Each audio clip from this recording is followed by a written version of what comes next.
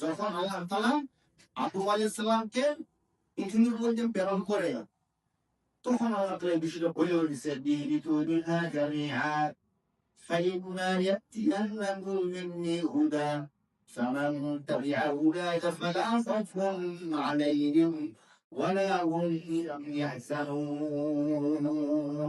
আল্লাহ বলছেন যে যাও দুনিয়া করে তোমরা নেমে যাও। কুলনা, যে আল্লাহ বললাম কিন্তু তোমরা নেমে যাও, নেমে পড়ো। মিনহা জামিআ, তোমরা যারা আছো সবাই আসবে। আদম আলাইহিস সালাম ছিলেন, তার স্ত্রী ছিলেন, সেখানে শয়তান ছিলেন, যারা তারা ছিল সবাইকে আল্লাহ বলছেন দুনিয়ার মধ্যে নেমে যাও। নেমে যাওয়ার পরে আজকে ফাইম্মা ইয়াতিয়ান্নাকুম মিন্নি হুদা, একটু স্পষ্ট কাজ। আল্লাহ বলতেছেন আমার পক্ষ থেকে আসবে হেদায়েত, আমার পক্ষ থেকে কি আসবে? হেদায়েতের বাণী আসবে। মিন্নি, আমার পক্ষ থেকে হুদা, আমার পক্ষ থেকে হেদায়েতের বাণী আসবে।